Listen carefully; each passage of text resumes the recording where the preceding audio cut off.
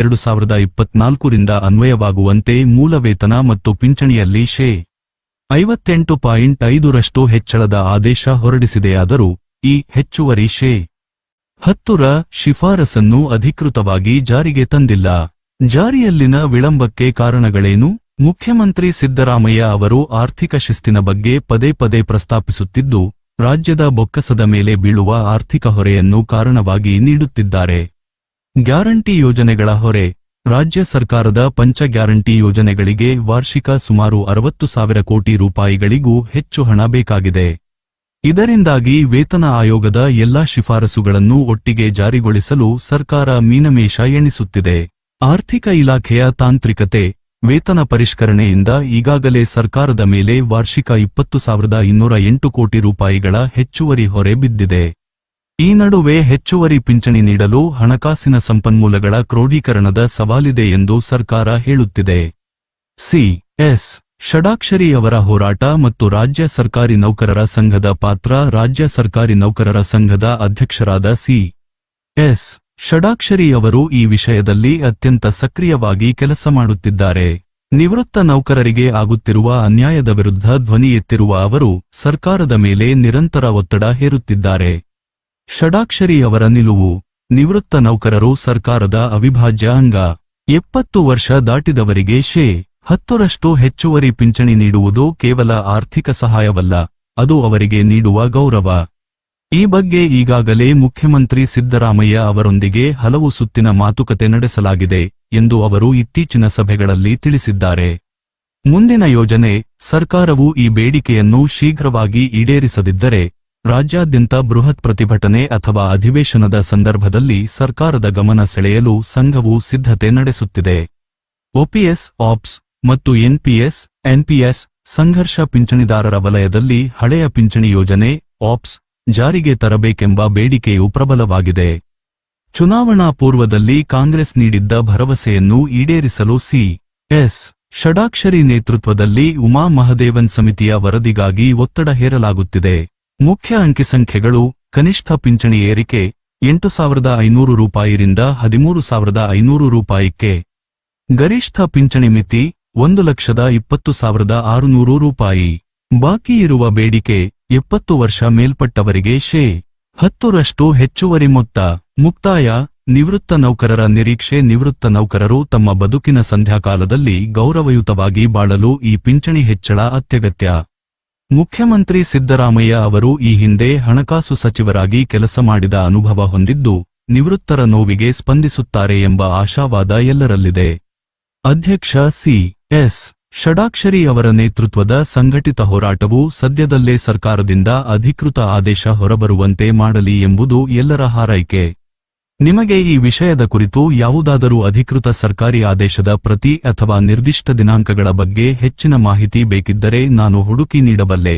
ನಾನು ನಿಮಗೆ ಈ ವಿಷಯದಲ್ಲಿ ಬೇರೆ ಯಾವುದಾದರೂ ಸಹಾಯ ಮಾಡಲಾರೆ?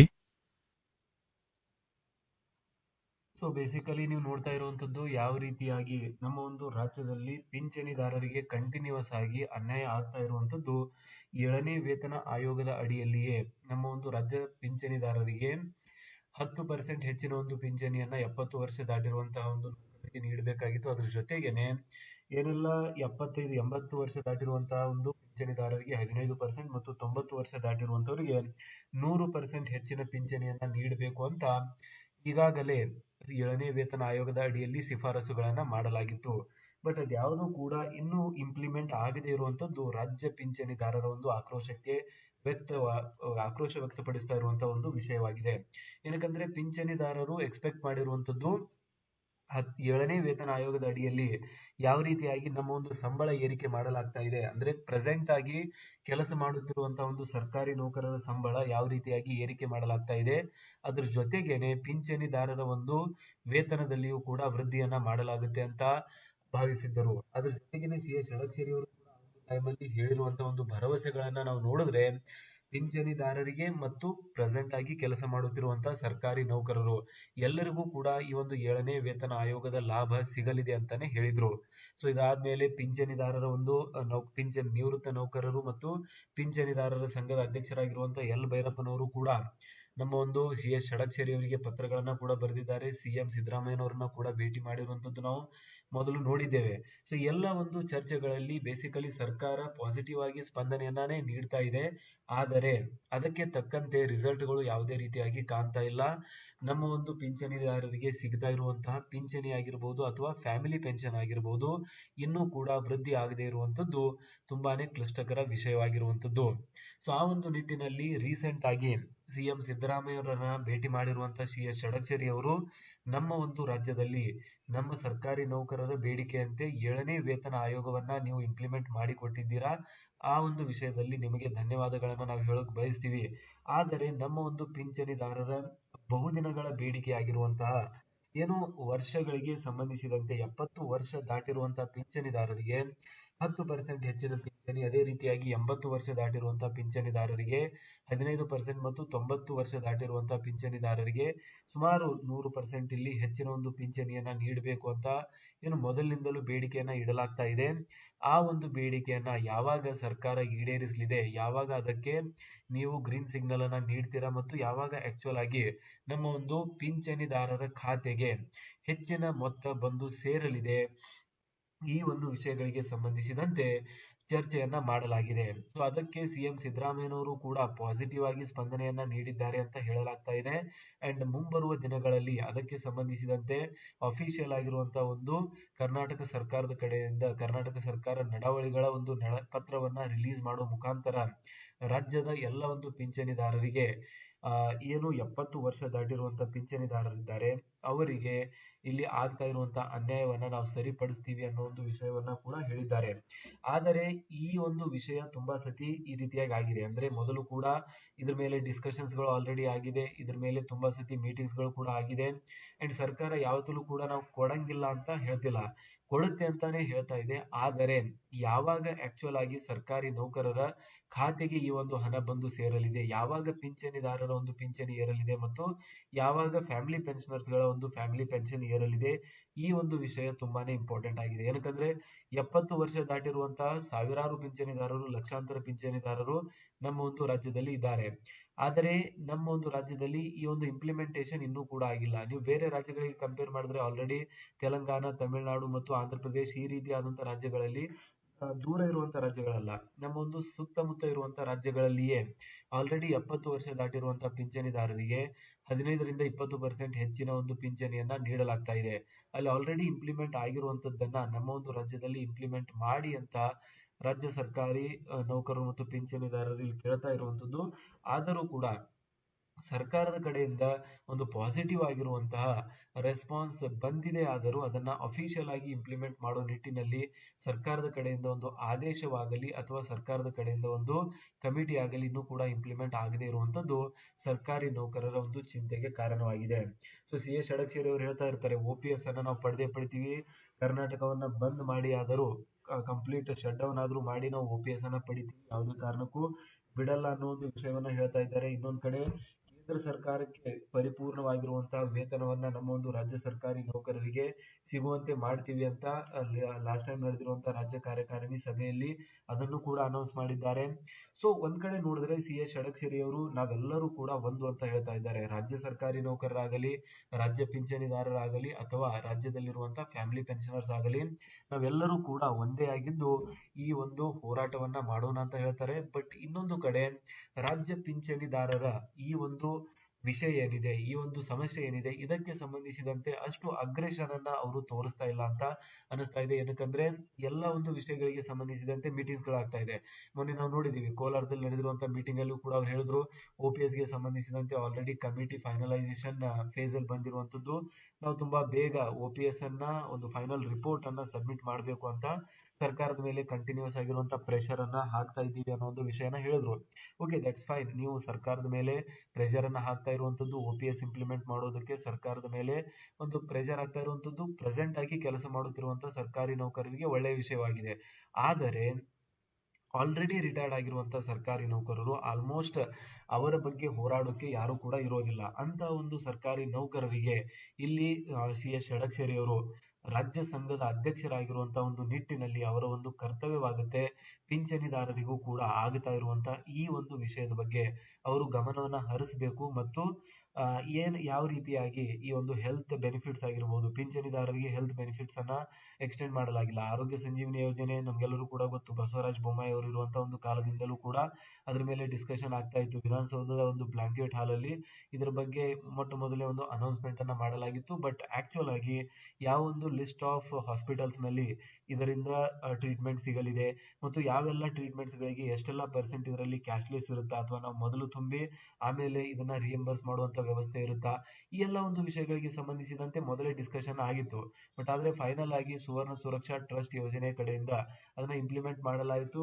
ಕೆಲವೊಂದಿಷ್ಟು ಚೈನ್ ಆಫ್ ಹಾಸ್ಪಿಟಲ್ಸ್ ಗಳನ್ನ ಕೂಡ ಲಿಸ್ಟ್ ಮಾಡಿದ್ದಾರೆ ಅದರಲ್ಲಿ ನೀವು ಚಿಕಿತ್ಸೆಯನ್ನ ಪಡಿಬಹುದು ಅಂತ ಬಟ್ ಇದರಲ್ಲೂ ಕೂಡ ಒಂದು ಕೊರತೆ ಇದೆ ಸರ್ಕಾರಿ ನೌಕರರ ವಂತಿಗೆಯನ್ನ ಕಟಾವು ಮಾಡ್ತಿದ್ದಾರೆ ಅದು ಕೂಡ ಒಳ್ಳೆಯದೇ ಬಟ್ ಆದರೆ ಪಿಂಚಣಿದಾರರಿಗೆ ಇದರಲ್ಲಿ ಇನ್ಕ್ಲೂಡ್ ಮಾಡದೇ ಇರುವಂತದ್ದು ತುಂಬಾ ಒಂದು ದೊಡ್ಡ ತಪ್ಪು ಅಂತಾನೆ ಹೇಳ್ಬೋದು ಅಥವಾ ಅದರ ಒಂದು ಡ್ರಾಬ್ಯಾಕ್ ಅಂತಾನೆ ಹೇಳ್ಬೋದು ಏನಕ್ಕಂದ್ರೆ ರಾಜ್ಯದಲ್ಲಿ ಪ್ರೆಸೆಂಟ್ಲಿ ಕೆಲಸ ಮಾಡುತ್ತಿರುವಂತಹ ಯಂಗ್ ಸರ್ಕಾರಿ ನೌಕರರಿಗೆ ಈ ಒಂದು ಆರೋಗ್ಯ ಸಂಜೀವಿನಿ ಯೋಜನೆಯ ಒಂದು ಅವಶ್ಯಕತೆ ಬೀಳೋದಿಲ್ಲ ಆದರೆ ಯಾವಾಗ 60+ ಆಗುತ್ತೆ ಯಾವಾಗ ರಿಟೈರ್ಮೆಂಟ್ ಆಗುತ್ತೆ ಆವಾಗಲೇ ತಾನೇ ಯಾವುದೇ ರೀತಿಯಾದಂತಹ ಹೆಲ್ತ್ ಇಶ್ಯೂಸ್ ಇವೆಲ್ಲವೂ ಕೂಡ ಕಾಣಿಸ್ಕೊಳ್ಳುತ್ತೆ ಸೊ ಅಂತ ಒಂದು ಟೈಮ್ ಅಲ್ಲಿ ಆರೋಗ್ಯ ಸಂಜೀವಿನಿ ಯೋಜನೆ ಹೆಲ್ಪ್ ಆಗುತ್ತೆ ಅಂತ ಅಂದ್ಕೊಂಡು ಮಾಡಿದ್ರೆ ಆ ಒಂದು ಯೋಜನೆ ಆವಾಗಲೇ ಕೈ ಬಿಟ್ಟಿದ್ದಾರೆ ಸೊ ಅದರರ್ಥ ಪಿಂಚಣಿದಾರರನ್ನು ಕೂಡ ಈ ಒಂದು ಯೋಜನೆಗೆ ಒಳಪಡಿಸಬೇಕು ಅವರನ್ನ ಹೊರಗೆ ಇಡಬಾರದು ಅನ್ನೋದು ಸರ್ಕಾರಿ ಪಿಂಚಣಿದಾರರ ಒಂದು ಬೇಡಿಕೆಯಾಗಿದೆ ಆ ಎಲ್ಲಾ ಬೇಡಿಕೆಗಳ ಹೊರತಾಗಿಯೂ ಕೂಡ ಇನ್ನೊಂದು ಇಂಪಾರ್ಟೆಂಟ್ ಆಗಿರುವಂತಹ ಬೇಡಿಕೆ ಅಂದ್ರೆ ನಮ್ಮ ಒಂದು ರಾಜ್ಯದಲ್ಲಿರುವಂತಹ ಪಿಂಚಣಿದಾರರಿಗೆ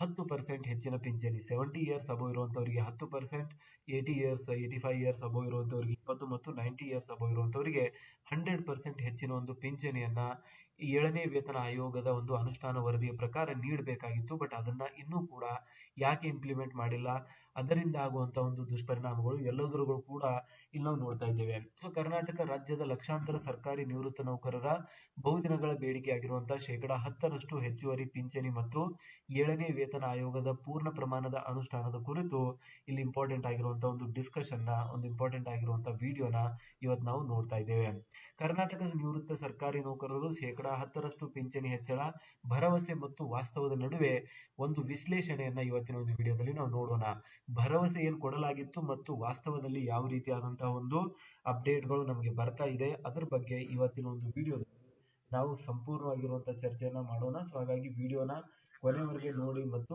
ದಯವಿಟ್ಟು ಯಾರು ಕೂಡ ಸ್ಕಿಪ್ ಮಾಡಬೇಡಿ ಯಾಕಂದ್ರೆ ತುಂಬಾ ಇಂಪಾರ್ಟೆಂಟ್ ಆಗಿರುವಂತಹ ಮಾಹಿತಿಯನ್ನ ನಾವು ನಿಮ್ಮೊಂದಿಗೆ ಶೇರ್ ಮಾಡ್ತಾ ಇದ್ದೇವೆ ಸೊ ಹಾಗಾಗಿ ಈ ಒಂದು ಮಾಹಿತಿಯನ್ನ ದಯವಿಟ್ಟು ಯಾರು ಕೂಡ ಸ್ಕಿಪ್ ಮಾಡಬೇಡಿ ಮತ್ತು ಚಾನೆಲ್ನ ಇನ್ನೂ ಸಬ್ಸ್ಕ್ರೈಬ್ ಆಗಿಲ್ಲ ಅಂದ್ರೆ ದಯವಿಟ್ಟು ಸಬ್ಸ್ಕ್ರೈಬ್ ಮಾಡ್ಕೊಳ್ಳಿ ಸರ್ಕಾರಿ ನೌಕರರು ಮತ್ತು ಪಿಂಚಣಿದಾರರಿಗೆ ಉಪಯುಕ್ತವಾಗಿರುವಂತಹ ಮಾಹಿತಿಯನ್ನ ನಾವು ಡೇ ಟು ಡೇ ಕೊಡ್ತಾ ಇರ್ತೀವಿ ಸೊ ಹಾಗಾಗಿ ಮಾಹಿತಿಯನ್ನ ಎಲ್ಲೂ ಕೂಡ ಸ್ಕಿಪ್ ಮಾಡದೆ ಈ ಒಂದು ಇನ್ಫಾರ್ಮೇಶನ್ ಅನ್ನ ಕಂಪ್ಲೀಟ್ ಆಗಿ ವಾಚ್ ಮಾಡಿ ಅಂತ ನಾವು ಹೇಳ್ತಾ ಇರುವಂತದ್ದು ಸೊ ಬೇಸಿಕಲಿ ಫರ್ದರ್ ಡೀಟೇಲ್ಸ್ ಅನ್ನ ನಾವು ನೋಡ್ತಾ ಹೋದ್ರೆ ನೀವು ನೋಡ್ತಾ ಇರುವಂತದ್ದು ಫರ್ದರ್ ಡೀಟೇಲ್ಸ್ ಯಾವ ರೀತಿಯಾಗಿದೆ ಅಂತ ಸೊ ನೆಕ್ಸ್ಟ್ ನೀವು ನೋಡ್ತಾ ಇದ್ದೀರಾ ಇಲ್ಲಿ ಕರ್ನಾಟಕ ರಾಜ್ಯದ ಆಡಳಿತ ಯಂತ್ರದ ಬೆನ್ನೆಲುಬಾಗಿರುವಂತಹ ದಶಕಗಳ ಕಾಲ ಸೇವೆ ಸಲ್ಲಿಸಿ ನಿವೃತ್ತರಾದ ಲಕ್ಷಾಂತರ ಹಿರಿಯ ನಾಗರಿಕರು ಇಂದು ತಮ್ಮ ಹಕ್ಕುಗಳಿಗಾಗಿ ಸರ್ಕಾರದ ಕಡೆಗೆ ಚಾತಕ ಪಕ್ಷಿಯಂತೆ ಕಾಯುತ್ತಿದ್ದಾರೆ ಮುಖ್ಯಮಂತ್ರಿ ಸಿದ್ದರಾಮಯ್ಯ ಅವರ ನೇತೃತ್ವದ ಸರ್ಕಾರವು 7ನೇ ವೇತನ ಆಯೋಗದ ವರದಿಯನ್ನ ಜಾರಿಗೊಳಿಸುವುದಾಗಿ ಭರವಸೆ ನೀಡಿದ್ದರೂ ನಿವೃತ್ತ ನೌಕರರಿಗೆ ಸಂಬಂಧಿಸಿದ ಹಲವು ಪ್ರಮುಖ ಶಿಫಾರಸುಗಳು ಇನ್ನೂ ಕಡತಗಳಲ್ಲಿಯೇ ಉಳಿದುಕೊಂಡಿವೆ ಇದರಲ್ಲಿ ಪ್ರಮುಖವಾದದ್ದು 70 ವರ್ಷ ದಾಟಿದ ನಿವೃತ್ತ ನೌಕರರಿಗೆ ನೀಡಬೇಕಾದ 10% ಹೆಚ್ಚುವರಿ ಪಿಂಚಣ 7ನೇ ವೇತನ ಆಯೋಗದ ವರದಿಯಲ್ಲಿ ಆಲ್ರೆಡಿ ಇದನ್ನ ಇಂಪ್ಲಿಮೆಂಟ್ ಮಾಡುವಂತೆ ಆದೇಶವನ್ನ ಮಾಡಲಾಗಿತ್ತು ಆ ಒಂದು ಕಡತವನ್ನ ಸರ್ಕಾರ ಮಂಜೂರು ಕೂಡ ಮಾಡಿತ್ತು ಬಟ್ ಆದರೆ ಇನ್ನೂ ಕೂಡ ಇದು ಆ ಒಂದು ಕಡತಗಳಲ್ಲಿಯೇ ಉಳಿದಿದೆ ಹೊರತು ಸರ್ಕಾರಿ ನೌಕರರ ಒಂದು ಖಾತೆಗೆ ಈ ಒಂದು ಹಣ ಇನ್ನೂ ಕೂಡ ಬಂದಿರುವಂತದ್ದಿಲ್ಲ ಮತ್ತು ಅವರಿಗೆ ಇದರ ಒಂದು ಬೆನಿಫಿಟ್ ಇನ್ನೂ ಕೂಡ ಸಿಕ್ಕಿರುವುದಿಲ್ಲ ಸೊ ಹಾಗಾಗಿ ಸರ್ಕಾರಿ ನೌಕರರು ಮತ್ತು ಪಿಂಚಣಿದಾರರು ಈ ಒಂದು ವಿಷಯಕ್ಕೆ ಸಂಬಂಧಿಸಿದಂತೆ ಸರ್ಕಾರದ ಕಡೆ ಚಾತಕ ಪಕ್ಷಿಯಂತೆ ವೇಟ್ ಮಾಡ್ತಾ ಇದ್ದಾರೆ ಯಾವಾಗ ಇದನ್ನ ಇಂಪ್ಲಿಮೆಂಟ್ ಮಾಡಲಾಗುತ್ತೆ ಯಾಕೆ ಇದರಲ್ಲಿ ಡಿಲೇ ಮಾಡಲಾಗ್ತಾ ಇದೆ ಸೊ ಎಲ್ಲವನ್ನು ಕೂಡ ಇಂಪ್ಲಿಮೆಂಟ್ ಮಾಡಿದ್ದಾರೆ ಬಟ್ ಆದರೆ ಈ ಒಂದು ವಿಷಯವನ್ನ ಮಾತ್ರ ಯಾಕೆ ಇಷ್ಟೊಂದು ಡಿಲೇ ಮಾಡಲಾಗ್ತಾ ಇದೆ ಸರ್ಕಾರದ ಬಗ್ಗೆ ಇದಕ್ಕೆ ಸಂಬಂಧಿಸಿದಂತೆ ಸರ್ಕಾರಿ ನೌಕರರು ತುಂಬಾನೇ ಆಕ್ರೋಶವನ್ನ ವ್ಯಕ್ತಪಡಿಸ್ತಾ ಇರುವಂತದ್ದು ನಾವು ನೋಡ್ತಾ ಇದ್ದೇವೆ. ಸೋಷಿಯಲ್ ಮೀಡಿಯಾ ಆಗಿರಲಿ, ಯೂಟ್ಯೂಬ್ ಆಗಿರಲಿ ಮತ್ತು ಪ್ರಿಂಟ್ ಮೀಡಿಯಾ ಆಗಿರಲಿ, ಎಲ್ಲ ಒಂದು ಪ್ಲಾಟ್ಫಾರ್ಮ್ಗಳಲ್ಲಿ ಕಂಟಿನ್ಯೂಸ್ ಆಗಿ ಸರ್ಕಾರ ಯಾಕೆ ಈ ಒಂದು ವಿಷಯಕ್ಕೆ ಸಂಬಂಧಿಸಿದಂತೆ ಇಷ್ಟು ಮೀನಮೇಷ ಎನಿಸ್ತಾ ಇದೆ ಅನ್ನೋದನ್ನ ಇಲ್ಲಿ ಕಂಟಿನ್ಯೂಸ್ ಆಗಿ ಹೇಳಲಾಗ್ತಾ ಇದೆ. ಸೊ ಇದಾದ್ಮೇಲೆ ನೆಕ್ಸ್ಟ್ ಅಂದ್ರೆ ಯಾವ ರೀತಿಯಾದಂತಹ ಡೀಟೇಲ್ಸ್ ಇದೆ ಅಂತ ನೋಡೋಣ. 7ನೇ ವೇತನ ಆಯೋಗದ ಭರವಸೆ ಮತ್ತು 10% ಪಿಂಚಣಿ ಹೆಚ್ಚಳದ ಹಿನ್ನೆಲೆ. ಯಾವ ರೀತಿಯಾದಂತಹ ಭರವಸೆಯನ್ನ ನೀಡಲಾಗಿತ್ತು, ಅದರ ಒಂದು ಹಿನ್ನೆಲೆ ಏನಿದೆ ಅಂತ ನಾವು ನೋಡೋದಾದ್ರೆ, ಮಾಜಿ ಮುಖ್ಯ ಕಾರ್ಯದರ್ಶಿ ಸುಧಾಕರ್ ರಾವ್ ನೇತೃತ್ವದ 7ನೇ ರಾಜ್ಯ ವೇತನ ಆಯೋಗವು ತನ್ನ ವರದಿಯಲ್ಲಿ ನಿವೃತ್ತ ನೌಕರರ ಹಿತದೃಷ್ಟಿಯಿಂದ ಹಲವಾರು ಮಹತ್ವದ ಶಿಫಾರಸುಗಳನ್ನ ಮಾಡಿತ್ತು. ಒಂದನೇ ಶಿಫಾರಸು ಅಂದ್ರೆ 70ರಿಂದ 80 ವರ್ಷ ವಯಸ್ಸಿನ ಪಿಂಚಣಿದಾರರಿಗೆ ಮೂಲ ಪಿಂಚಣಿಯಲ್ಲಿ 10% ಹೆಚ್ಚುವರಿ ಮೊತ್ತವನ್ನ ನೀಡಬೇಕು. ಇದು ಮೊದಲನೇ ಒಂದು ಶಿಫಾರಸು ನಾವು ನೋಡೋದಾದ್ರೆ, ಒಂದು ಪಿಂಚಣಿದಾರರಿಗೆ ಸಂಬಂಧಿಸಿದಂತೆ 70ರಿಂದ 80 ವರ್ಷ ಏನ್ ಪಿಂಚಣಿದಾರರಿದ್ದಾರೆ, ವಯಸ್ಸಾಗಿರುವಂತ ಪಿಂಚಣಿದಾರರಿದ್ದಾರೆ, ಅವರಿಗೆ 10% ರಷ್ಟು ಹೆಚ್ಚುವರಿ ಮೊತ್ತವನ್ನ ನೀಡಬೇಕು ಅಂತ ಮೊಟ್ಟ ಮೊದಲನೇ ಒಂದು ಶಿಫಾರಸನ್ನ ಮಾಡಲಾಗಿತ್ತು. ಆಲ್ರೆಡಿ ಇದು 7ನೇ ವೇತನ ಆಯೋಗದ ಅಡಿಯಲ್ಲಿ ಮಾಡಲಾಗಿರುವಂತಹ ಶಿಫಾರಸು ಆಗಿದೆ. ಇದಾದ್ಮೇಲೆ ಉದ್ದೇಶ, ವಯಸ್ಸಾದಂತೆ ಹೆಚ್ಚಾಗುವ ಒಂದು ವೈದ್ಯಕೀಯ ವೆಚ್ಚಗಳು ಮತ್ತು ಜೀವನೋಪಾಯದ ಅನಿಶ್ಚಿತತೆಯನ್ನ ಸರಿದೂಗಿಸಲು ಈ ಮೊತ್ತವು ಸಹಕಾರಿಯಾಗಲಿದೆ ಎಂಬುದು ಆಯೋಗದ ಒಂದು ಆಶಯವಾಗಿತ್ತು. ಏನೊಂದು ಕಮಿಟಿಯನ್ನ ರಚನೆ ಮಾಡಲಾಗಿತ್ತು. ಆ ಒಂದು ಕಮಿಟಿಯ ಉದ್ದೇಶ ಏನಾಗಿತ್ತು ಅಂದ್ರೆ, ಯಾವಾಗ ವಯಸ್ಸು 70ರಿಂದ 80 ವರ್ಷ ಆಗುತ್ತೆ ಅಂತ ಒಂದು ಟೈಮಲ್ಲಿ ವೈದ್ಯಕೀಯ ವೆಚ್ಚಗಳಾಗಿರ್ಬೋದು, ಇನ್ನಿತರ ವೆಚ್ಚಗಳಾಗಿರ್ಬೋದು, ಎಲ್ಲವೂ ಕೂಡ ಜಾಸ್ತಿ ಆಗ್ತಾ ಹೋಗುತ್ತೆ. ಸೊ ಆ ಎಲ್ಲಾ ಒಂದು ವಿಷಯಗಳನ್ನ ಸರಿದೂಗಿಸುವುದಕ್ಕಾಗಿ, ಆ ಒಂದು ವೆಚ್ಚಗಳನ್ನ ಸರಿದೂಗಿಸುವುದಕ್ಕಾಗಿ ಸರ್ಕಾರಿ ನೌಕರರಿಗೆ, ಎಸ್ಪೆಷಲಿ ಪಿಂಚಣಿದಾರರಿಗೆ, ಯಾರು 70ರಿಂದ 80 ವರ್ಷ ವಯಸ್ಸನ್ನ ಹೊಂದಿರ್ತಾರೆ ಅಂತವರಿಗೆ ಹೆಚ್ಚಿನ ಒಂದು ಪಿಂಚಣಿಯನ್ನ 10% ಹೆಚ್ಚಿನ ಒಂದು ಪಿಂಚಣಿಯನ್ನ ನೀಡಬೇಕು ಅಂತ ಇಲ್ಲಿ ಸರ್ಕಾರಿ ನೌಕರರ ಒಂದು 7ನೇ ವೇತನ ಆಯೋಗದ ಅಪ್ಡೇಟ್ ಅಲ್ಲಿ ನೀಡಲಾಗಿತ್ತು. ಸೊ ಆ ಒಂದು ವರದಿಯಲ್ಲಿ ನೀವು ನೋಡಬಹುದು, ಇನ್ನೂ ಕೂಡ ವರದಿಯ ಒಂದು ಪುಸ್ತಕ ಅವೈಲೇಬಲ್ ಇದೆ. ಅದನ್ನ ನಾವು ಆಲ್ರೆಡಿ ಪ್ರೀವಿಯಸ್ ಆಗಿರುವಂತಹ ವಿಡಿಯೋಸ್ ಗಳಲ್ಲಿ ಕೂಡ ಹಲವಾರು ಬಾರಿ ನಿಮ್ಮ ಜೊತೆ ಶೇರ್ ಮಾಡಿದ್ದೇವೆ. ಯಾವ ರೀತಿಯಾದಂತಹ ಶಿಫಾರಸುಗಳು ಪ್ರೆಸೆಂಟ್ ಆಗಿ ಕೆಲಸ ಮಾಡುತ್ತಿರುವಂತಹ ಸರ್ಕಾರಿ ನೌಕರರಿಗಿದೆ, ಮತ್ತೆ ಯಾವ ರೀತಿಯಾದಂತಹ ಶಿಫಾರಸುಗಳು ನಿವೃತ್ತ ನೌಕರರಿಗಿದೆ, ಅದೇ ರೀತಿಯಾಗಿ ಯಾವ ರೀತಿಯಾದಂತಹ ಒಂದು ಶಿಫಾರಸುಗಳಿದೆ, ಎಲ್ಲವನ್ನು ಕೂಡ ನಾವು ಪ್ರೀವಿಯಸ್ ಆಗಿರುವಂತಹ ಒಂದು ಕೂಡ ಮೊದಲಿಂದಲೂ ಕೂಡ ಆ ಒಂದು ಡಿಸ್ಕಷನ್ ನಲ್ಲಿ ಪಾಲ್ಗೊಂಡಿದ್ದೀರಾ. ಸೊ ಹಾಗಾಗಿ ನೆಕ್ಸ್ಟ್ ನಾವು ನೋಡಿದ್ರೆ ಇನ್ನಿತರ ಯಾವ ರೀತಿಯಾದಂತಹ ಅಪ್ಡೇಟ್ ಇದೆ ಅಂದ್ರೆ, ಫ್ಯಾಮಿಲಿ ಪೆನ್ಷನರ್ಸ್ಗೆ, ಗ್ರೂಪ್ ಎ ನೌಕರರಿಗೆ, ಗ್ರೂಪ್ ಬಿ ನೌಕರರಿಗೆ ಮತ್ತು ಗ್ರೂಪ್ ಡಿ ನೌಕರರಿಗೆ ಯಾವ ರೀತಿಯಾದಂತಹ ಅಪ್ಡೇಟ್ಸ್ ಇದೆ ಅಂತ ನಾವು ನೋಡೋದಾದ್ರೆ, ಜಾರಿಯಲ್ಲಿನ ವಿಳಂಬಕ್ಕೆ ಮುಖ್ಯವಾಗಿ ಕಾರಣ ಏನಿದೆ ಅಂತ ನಾವು ಡಿಸ್ಕಸ್ ಮಾಡಬೇಕಾಗುತ್ತೆ. ಏನಕ್ಕಂದ್ರೆ ಜಾರಿ ಆಗಿಲ್ಲ ಅನ್ನೋದು ಒಂದು ವಿಷಯವಾದ್ರೆ, ಜಾರಿ ಯಾಕೆ ಆಗ್ತಾ ಇಲ್ಲ, ಇದರಲ್ಲಿರುವಂತಹ ಅಡೆತಡೆಗಳೇನಿದೆ, ಸರ್ಕಾರ ಯಾಕೆ ಇದರಲ್ಲಿ ವಿಳಂಬ ಮಾಡ್ತಾ ಇದೆ, ಇದರಲ್ಲಿ ಯಾವ ರೀತಿಯಾದಂತಹ ಟೆಕ್ನಿಕಾಲಿಟೀಸ್ಗಳು, ಪ್ರಾಬ್ಲಮ್ಸ್ಗಳು ಬರ್ತಾ ಇದೆ, ಈ ಒಂದು ವಿಷಯಕ್ಕೆ ಸಂಬಂಧಿಸಿದಂತೆ ನಾವು ಚರ್ಚೆಯನ್ನ ಮಾಡೋದಾದ್ರೆ ಹೇಳ್ತಾ ಹೋಗ್ತಾರೆ. ಮುಖ್ಯಮಂತ್ರಿ ಸಿದ್ದರಾಮಯ್ಯ ಅವರು ಆರ್ಥಿಕ ಶಿಸ್ತಿನ ಬಗ್ಗೆ ಪದೇ ಪದೇ ಪ್ರಸ್ತಾಪಿಸುತ್ತಿದ್ದು, ರಾಜ್ಯದ ಬೊಕ್ಕಸದ ಮೇಲೆ ಬೀಳುವ ಆರ್ಥಿಕ ಹೊರೆಯನ್ನ ಕಾರಣವಾಗಿ ನೀಡುತ್ತಿದ್ದಾರೆ. ಸೊ ನೋಡಿ, ಸಿಎಂ ಸಿದ್ದರಾಮಯ್ಯನವರು ಎಲ್ಲ ಒಂದು ಯೋಜನೆಗಳನ್ನ ಇಂಪ್ಲಿಮೆಂಟ್ ಮಾಡಿದ್ದಾರೆ, 5 ಗ್ಯಾರಂಟೀಸ್ ಗಳನ್ನ ಇಂಪ್ಲಿಮೆಂಟ್ ಮಾಡಿದ್ದಾರೆ. ಅದೆಲ್ಲವೂ ಕೂಡ ಒಳ್ಳೆಯ ಒಂದು ವಿಷಯ, ಕರ್ನಾಟಕ ರಾಜ್ಯದ ಜನರಿಗೆ ಅದರಿಂದ ಲಾಭ ಆಗ್ತಾ ಇದೆ. ಬಟ್ ಪಿಂಚಣಿದಾರರಿಗೆ ನೀಡುವಂತಹ ಒಂದು ವಿಷಯಕ್ಕೆ ಸಂಬಂಧಿಸಿದಂತೆ ಇವರು ಆರ್ಥಿಕ ಹೊರೆ ಆಗಲಿದೆ ರಾಜ್ಯ ಸರ್ಕಾರಕ್ಕೆ ಅಂತ ವಿಷಯವನ್ನ ಇಲ್ಲಿ ಹೇಳ್ತಾ ಇದ್ದಾರೆ. ಬಟ್ ಅದು ಅಷ್ಟು ಸಮಂಜಸವಾಗುವುದಿಲ್ಲ. ಏನಕ್ಕಂದ್ರೆ 70 ವರ್ಷ ದಾಟಿರುವಂತಹ ಪಿಂಚಣಿದಾರರಿಗೆ ಹೆಚ್ಚಿನ ಪಿಂಚಣಿ ನೀಡಬೇಕು ಅಂತ ಹೇಳಿರುವಂತದ್ದು ಕೂಡ ಸರ್ಕಾರ ರಚಿಸಿರುವಂತಹ ಒಂದು ಕಮಿಟಿ. ಸೊ ಹಾಗಾದ್ರೆ ಸರ್ಕಾರ ರಚಿಸಿರುವಂತಹ ಒಂದು ಕಮಿಟಿನೇ ಯಾಕೆ ಈ ರೀತಿಯಾದಂತಹ ಒಂದು ರೀಸನ್ ಅನ್ನ ನೀಡ್ತಾ ಇದೆ, ಯಾಕೆ ಸಿದ್ದರಾಮಯ್ಯನವರು ಈ ರೀತಿಯಾದಂತಹ ರೀಸನ್ ನೀಡ್ತಾ ಇದ್ದಾರೆ ಆರ್ಥಿಕ ಹೊರೆಯದಂತ ಇಲ್ಲಿ ನಾವು ಪ್ರಶ್ನೆಯನ್ನ ಮಾಡಬಹುದಾಗಿದೆ. ಏನಕ್ಕಂದ್ರೆ ಸರ್ಕಾರ ಎಲ್ಲ ಕಡೆಯಿಂದಲೂ ಕೂಡ ಟ್ಯಾಕ್ಸ್ ಅನ್ನ ವಸೂಲಿ ಮಾಡುತ್ತೆ. ರಾಜ್ಯದಲ್ಲಿ ನಂಬರ್ 1 ಪೊಸಿಷನ್ ಅಲ್ಲಿ ಇರುವಂತದ್ದು ದೇಶದಲ್ಲಿ ಟ್ಯಾಕ್ಸ್ ವಸೂಲಿಯಲ್ಲಿ, GST ಕಲೆಕ್ಷನ್ ಅಲ್ಲಿ ಆಗಿರುವಂತದ್ದು. ಸೊ ಅತಿ ದೊಡ್ಡ 3ನೇ ಆರ್ಥಿಕತೆ ಆಗಿರುವಂತಹ ಕರ್ನಾಟಕ ರಾಜ್ಯದಲ್ಲಿ ಸುದೀರ್ಘವಾಗಿ 40-30 ವರ್ಷ ಸೇವೆ ಸಲ್ಲಿಸಿರುವಂತಹ ನಮ್ಮ ಒಂದು ರಾಜ್ಯ ಸರ್ಕಾರಿ ನೌಕರರಿಗೆ ಪಿಂಚಣಿಯಲ್ಲಿ ಹೆಚ್ಚಳ ಮಾಡೋದಕ್ಕೆ ಹಣ ಇಲ್ಲ ಅಂತಂದ್ರೆ ಇದು ಯಾವುದೇ ರೀತಿಯಾದಂತಹ ಕಾರಣ ಆಗೋದಿಲ್ಲ. ಇದು ಜಸ್ಟ್ ಇಂಪ್ಲಿಮೆಂಟ್ ಮಾಡದೇ ಇರೋದಕ್ಕೆ ಒಂದು ರೀಸನ್ ಕೊಟ್ಟಂಗ ಆಗುತ್ತೆ. ಬಟ್ ಇದು ಯಾವುದೇ ರೀತಿಯಾದಂತಹ ಸಮಂಜಸವಾಗಿರುವಂತಹ ಉತ್ತರ ಅಥವಾ ಸಮಂಜಸವಾಗಿರುವಂತಹ ಒಂದು ಹೇಳಿಕೆ ಆಗೋದಿಲ್ಲ. ಸೊ ಫರ್ದರ್ ನೀವು ನೋಡ್ತಾ ಇದ್ದೀರಾ, ಗ್ಯಾರಂಟಿ ಯೋಜನೆಗಳಿಂದಲೂ ಕೂಡ ಹೊರೆಯಾಗಿದೆ. ಸೊ 5 ಗ್ಯಾರಂಟೀಸ್ ಗಳನ್ನ ಇಂಪ್ಲಿಮೆಂಟ್ ಮಾಡಿದ್ದಾರೆ. ಅದರಲ್ಲಿ ತುಂಬಾನೇ ಹಣವನ್ನ ಕೂಡ ಇಲ್ಲಿ ಖರ್ಚು ಮಾಡಲಾಗ್ತಾ ಇದೆ. ಆ ಒಂದು ಗ್ಯಾರಂಟಿ ಯೋಜನೆಗಳಿಂದಲೂ ಕೂಡ ರಾಜ್ಯದಲ್ಲಿ ಹೊರೆಯಾಗ್ತಾ ಇರುವಂತದ್ದು. ರಾಜ್ಯ ಸರ್ಕಾರದ ಪಂಚ ಗ್ಯಾರಂಟಿ ಯೋಜನೆಗಳಿಗೆ ವಾರ್ಷಿಕ ಸುಮಾರು 60,000 ಕೋಟಿ ರೂಪಾಯಿಗಳಿಗೂ ಹೆಚ್ಚು ಹಣ ಬೇಕಾಗಿದೆ. ಇದರಿಂದಾಗಿ ವೇತನ ಆಯೋಗದ ಎಲ್ಲಾ ಶಿಫಾರಸುಗಳನ್ನ ಒಟ್ಟಿಗೆ ಜಾರಿಗೊಳಿಸಲು ಸರ್ಕಾರ ಮೀನಮೇಷ ಅಂತ ಹೇಳಲಾಗ್ತಾ ಇದೆ. ನೋಡಿ, 7ನೇ ವೇತನ ಆಯೋಗ ನೀಡಿರುವಂತಹ ಶಿಫಾರಸುಗಳಲ್ಲಿ ಕೆಲವೊಂದಿಷ್ಟನ್ನ ಇಂಪ್ಲಿಮೆಂಟ್ ಮಾಡಿದ್ದಾರೆ, ಕೆಲವೊಂದಿಷ್ಟನ್ನ ಪೆಂಡಿಂಗ್ ಉಳಿಸಿದ್ದಾರೆ. ಅದರಲ್ಲಿಯೂ ಪಿಂಚಣಿದಾರರ ವಿಷಯಕ್ಕೆ ಸಂಬಂಧಿಸಿದಂತೆ ಇದನ್ನ ಮೀನಮೇಷ ಎನಿಸ್ತಾ ಇರುವಂತದ್ದು ಇಲ್ಲಿ ನಾವು ನೋಡ್ತಾ ಇದ್ದೀರಾ. ಇನ್ನೂ ಕೂಡ ಅದನ್ನ ಇಂಪ್ಲಿಮೆಂಟ್ ಮಾಡದೇ ಇರುವಂತದ್ದು ನಿಜಕ್ಕೂ ಕೂಡ ಕ್ಲಿಷ್ಟಕರ ವಿಷಯವಾಗಿದೆ. ಇದಾದ್ಮೇಲೆ ಆರ್ಥಿಕ ಇಲಾಖೆಯ ತಾಂತ್ರಿಕತೆಯೂ ಕೂಡ ಒಂದು ರೀಸನ್ ಇದೆ ಅಂತ ಹೇಳ್ತಿದ್ದಾರೆ. ಸೊ ಹಾಗಾದ್ರೆ ಆರ್ಥಿಕ ಇಲಾಖೆಯ ತಾಂತ್ರಿಕತೆಯಲ್ಲಿ ಯಾವ ರೀತಿಯಾದಂತಹ ವಿಷಯ ಇದೆ, ಅಲ್ಲಿ ಯಾವ ರೀತಿಯಾದಂತಹ ಪ್ರಾಬ್ಲಮ್ಸ್ ಗಳಿದೆ ಅಂತ ನೋಡೋದಾದ್ರೆ, ವೇತನ ಪರಿಷ್ಕರಣೆಯಿಂದ ಈಗಾಗಲೇ ಸರ್ಕಾರದ ಮೇಲೆ ವಾರ್ಷಿಕ 20,208 ಕೋಟಿ ರೂಪಾಯಿಗಳಷ್ಟು ಹೆಚ್ಚುವರಿ ಹೊರೆ ಬಿದ್ದಿದೆ. ಈ ನಡುವೆ ಹೆಚ್ಚುವರಿ ಪಿಂಚಣಿ ನೀಡಲು ಹಣಕಾಸಿನ ಸಂಪನ್ಮೂಲಗಳ ಕ್ರೋಢೀಕರಣ ಸವಾಲಿದೆ ಎಂದು ಸರ್ಕಾರ ಹೇಳುತ್ತಿದೆ. ಸೊ ಏನು ಈ ಆಲ್ರೆಡಿ 7ನೇ ವೇತನ ಆಯೋಗನ ಇಂಪ್ಲಿಮೆಂಟ್ ಮಾಡಿದ್ದಾರೆ. ಇದರಿಂದ ಸರ್ಕಾರಕ್ಕೆ ಒಂದು ವರ್ಷಕ್ಕೆ ಬರೋಬ್ಬರಿ 20,000 ಕೋಟಿ ರೂಪಾಯಿಯಷ್ಟು ಹೆಚ್ಚುವರಿ ಹೊರೆ ಆಲ್ರೆಡಿ ಬೀಳ್ತಾ ಇದೆ ಅಂತ ಹೇಳ್ತಿದ್ದಾರೆ. ಸೊ ಈ ಒಂದು ಹೊರೆಯಿಂದಾಗಿ ರಾಜ್ಯದಲ್ಲಿ ಸರ್ಕಾರಿ ನೌಕರರಿಗೆ ಏನು ಹೆಚ್ಚುವರಿ ಪಿಂಚಣಿಯನ್ನ ನೀಡಬೇಕಾಗಿರುವಂತಿದೆ, ಆ ಒಂದು ಇಂಪ್ಲಿಮೆಂಟೇಷನ್ ನಲ್ಲಿ ಆರ್ಥಿಕ ಇಲಾಖೆಯ ಕಡೆಯಿಂದ ದೋಷ ಆಗ್ತಾ ಇದೆ ಅಂತ ಹೇಳ್ಬೋದು. ಆರ್ಥಿಕ ಇಲಾಖೆಯ ಕಡೆಯಿಂದ ಕ್ಲಿಯರೆನ್ಸ್ ಸಿಗ್ತಾ ಇಲ್ಲ ಅಂತಾನೆ ಹೇಳ್ಬೋದಾಗಿದೆ. ಸೊ ಆರ್ಥಿಕ ಇಲಾಖೆ ಏನ್ ಕ್ಲಿಯರೆನ್ಸ್ ಕೊಡಬೇಕಾಗಿತ್ತು, ಆ ಒಂದು ಕ್ಲಿಯರೆನ್ಸ್ ನೀಡದೇ ಇರೋದ್ರಿಂದ ಇಲ್ಲಿ ಡಿಲೇಸ್ ಗಳು ಆಗ್ತಾ ಇದೆ ಅಂತ ಕೂಡ ಇಲ್ಲಿ ಹೇಳಲಾಗ್ತಾ ಇದೆ. ಸೊ ಅದ್ರ ಜೊತೆಗೇನೆ ನಾವು ನೆಕ್ಸ್ಟ್ ನೋಡ್ತಾ ಹೋದ್ರೆ, CS ಷಡಕ್ಷರಿ ಅವರ ಹೋರಾಟ ಮತ್ತು ರಾಜ್ಯ ಸರ್ಕಾರಿ ನೌಕರರ ಸಂಘದ ಪಾತ್ರ.